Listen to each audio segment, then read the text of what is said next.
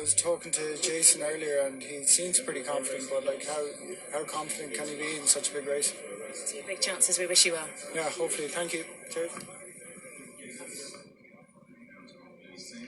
MV Magna speaking with Emma Spencer about the newly acquired half share in Maximum Security and the filly Magic Wand. Of course, you'd expect Bob Baffert to be well represented in a dirt race as valuable as this. He runs the Pegasus World Cup winner Mucho Gusto. He also runs McKinsey, named for his late great friend Brad McKinsey.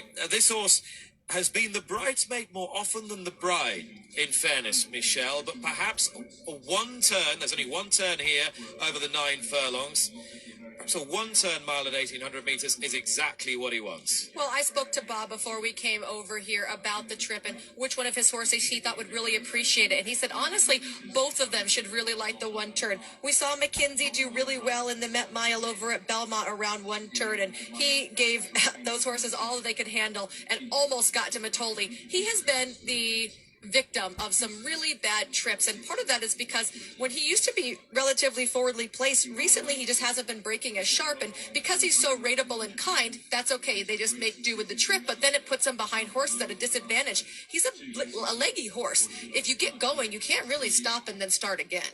And he is running in the silks of Mike Pegram, one of the 3 co-owners of McKinsey. Mike himself has seen these colours carried to victory in a Dubai World Cup with Captain Steve, trained by this man, Bob Baffert, in 2001. That horse was ridden by Jerry Bailey. This horse is ridden by Joel Rosario. Interesting jockey switch from Mike Smith, who now rides Midnight Beezy. Joel took over from Mike before the Breeders' Cup last year, which leaves Mike open to ride a filly that he knows very well. Yeah, Midnight Bisou in here, and Mike just has a way with fillies. We've seen him ride some tremendous female horses to victory against the boys. This is a big step up for Midnight Bisou. She's going to have to run really a career best race. She was left with too much to do in the Breeders' Cup distaff, coming from 6-7 lengths back and taking a ton of kickback. If you looked at her after, her eyes were almost caked shut with the amount of dirt that was on them. So the kickback here with the situation we have on this track, I think is going to be much more favorable. It's generally considered by all the jockeys who've ridden this track that it's kind relative to most American dirt surfaces. There is part of a strong Japanese contingent, and Japan have fared well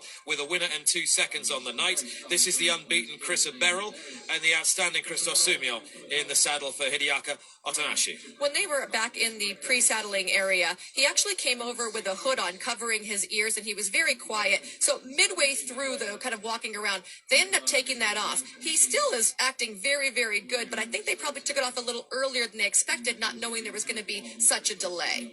Chris Beryl, named for a rare gemstone. Will he sparkle this evening, I wonder? He is one of 2 Japanese in the race. The other one is Gold Dream, also ridden by a Frenchman, also called Christophe. This one, Christophe Lemaire, who's plied his trade so successfully in Japan for many years. He rides Gold Dream in the Katsumi Yoshida silks for Osamu Hirata. Do you make him the lesser of the 2 Japanese runners here? Kind of, but if you're looking at price and you're going to get a better one on Gold Dream, he was beaten only a neck in the Champions Cup to Chris Beryl, and we have to remember, Chris Beryl got an absolute dream trip. Right as he was ready to go in slingshot, a hole opened up and he went through. Gold Dream was not as fortunate. I say draw a line through the last race, the 1.25 miles, maybe not within his grasp. I think the 9 furlong trip, much preferable to Gold Dream. So that is the Japanese contingent. 5 horses from the United States here. We've talked Maximum Security, we've talked McKinsey, we've talked Mucho Gusto, we've talked Midnight Bisou, the M's.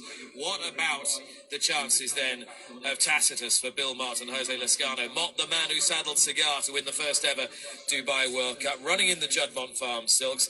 Jose Ortiz's misfortune is Jose Lezcano's gain. Well, you know, you talk about a horse that's really bred to be something great. He's by perennial leading sire Tapit. He's out of a grade 1 winner named Close Hatches, a homebred here for Juddmonte Farm, for one of the Saudi reeling family. And I think that that would be just a great boon for them to be able to win this. The cut back in distance, obviously a plus for Tacitus. You heard Bill Mott earlier, if you joined us, talk about the trip here and how this horse should really appreciate it. Did get a blowout locally here on Tuesday. Went 35 and change with a gallop out in 48 and 3. And I'll tell you what, Tacitus is not generally a very aggressive workhorse, so that was a really nice move for him. Earlier in the programme, we heard Emma speaking with Saeed bin Sarur about Ben Battle. Perhaps we haven't quite given Ben Battle the love that we need to. This is a horse who is the highest rated of these on international classifications. He's a top-class turf horse, though not the most robust. And he made a sparkling dirt debut, showing plenty of speed at Meydan in Dubai when last he ran. I was so impressed with his race in the Al Maktoum Challenge Round 2. He drew off like he had just jumped in at the quarter pole, to steal a very popular American phrase. I thought he looked tremendous. He's won grade 1s in the UAE, Germany, Australia, Great Britain, and he ran a -1 on the sheets. Those are the Thorograph sheets. It's a handicapping tool used in America. That is an excellent number and very competitive with these. So the revised post time of 8:50, we're a minute and a half away. The stalls handlers have got hold of the halters, and it looks as they're going to be loading very shortly. So let's head to the start for the Saudi Cup and join Tom Stanley.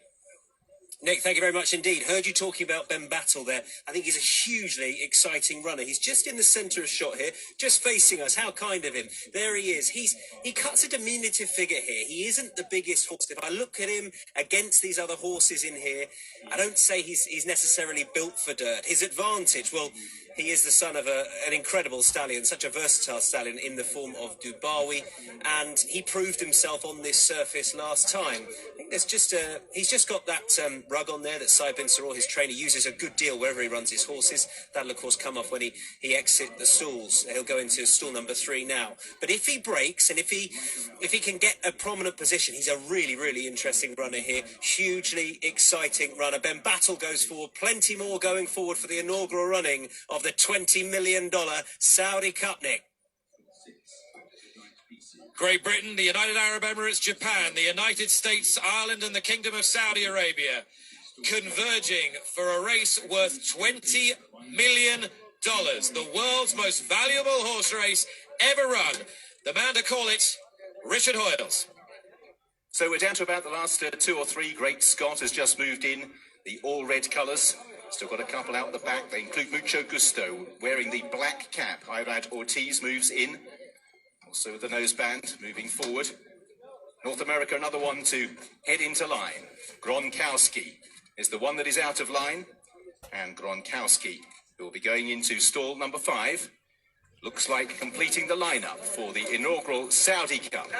$20 million, the biggest purse ever competed for anywhere in the world, will be distributed amongst 10 of the runners. This last of the 14, Gronkowski, just keeps them waiting. Bit of a blindfold to load into the starting stalls. And Gronkowski is straightened up by Frankie Dettori.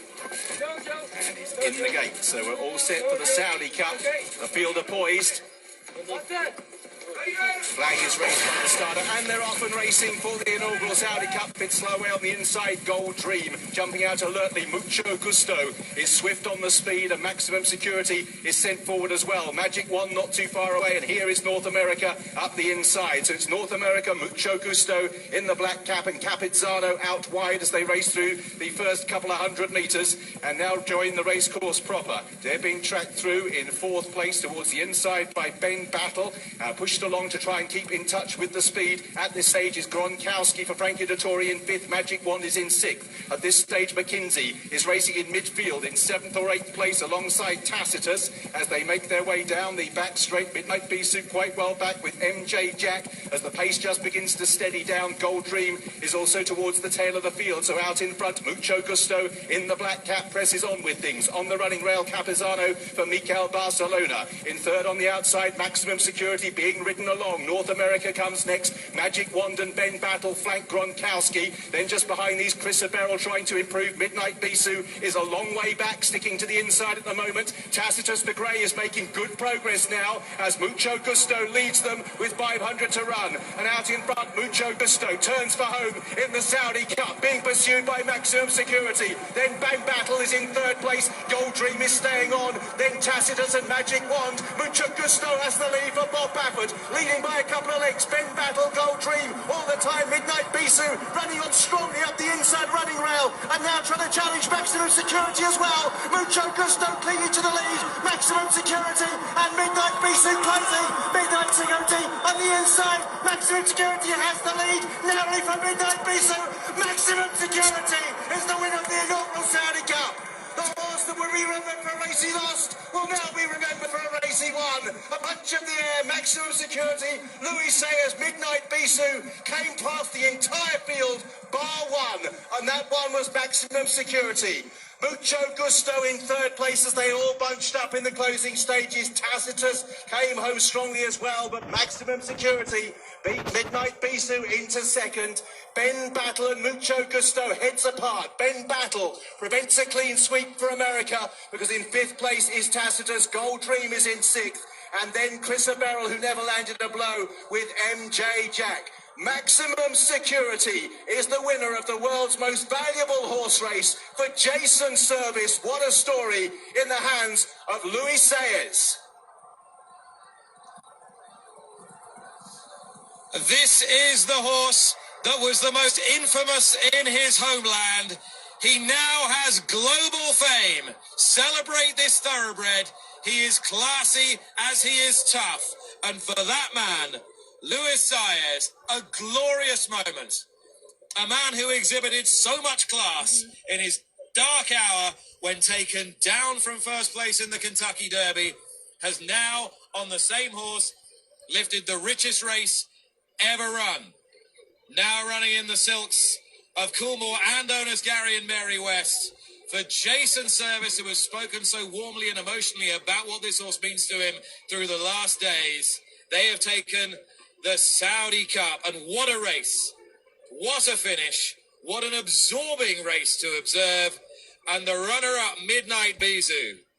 How enterprising were her connections to bring her here to the Saudi Cup. And what a huge effort she's posted against the boys to make it a 1-2 for the United States and a 1-2 with their most celebrated thoroughbreds.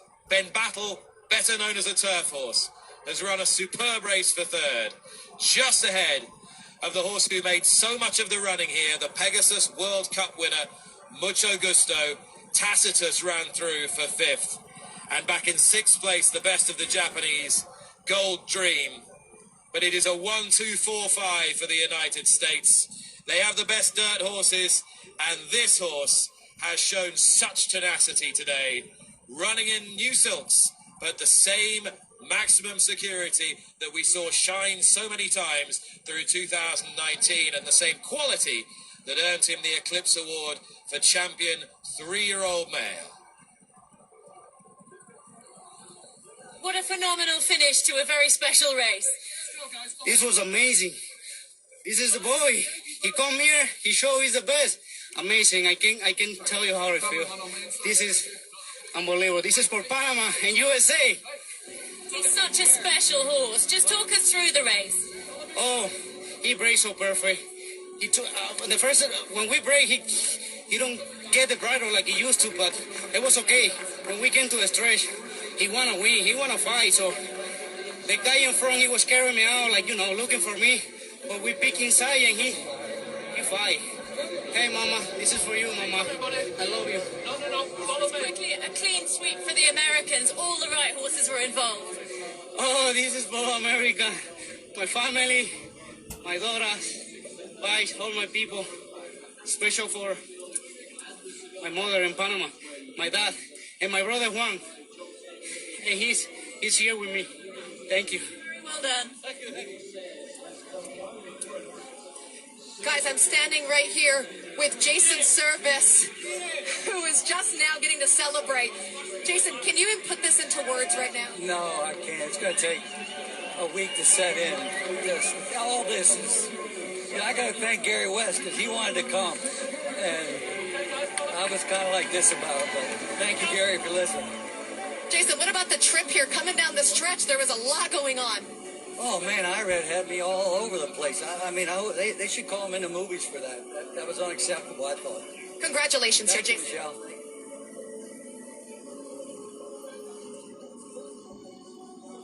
This is a horse that has travelled many thousand miles to earn glorious redemption. Maximum security it is. The horse that started life in a $16,000 claiming race has, little over a year later, won the world's most valuable horse race. $10 million first prize here. And Luis Saez, he said the horse had to do it differently. He didn't travel as sweetly as he had done last year. He was at him all the way, but he really delivered. He really dug in. He had to take a roundabout route up the straight.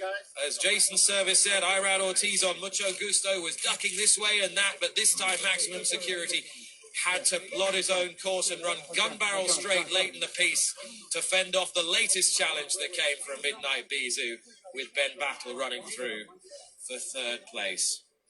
Well, well, well, Michelle, what a result. What a tremendous result there.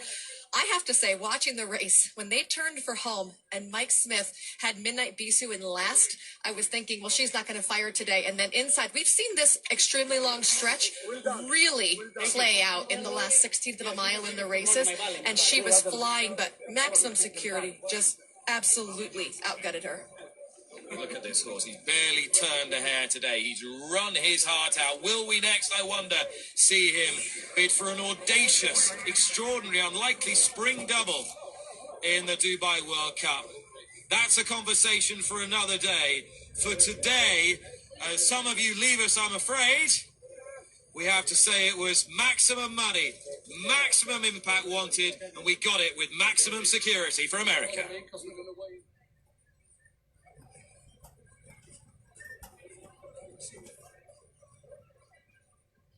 What a special moment for Luis Saez, and your heart goes out to connections of Midnight Bisou, so near yet so far.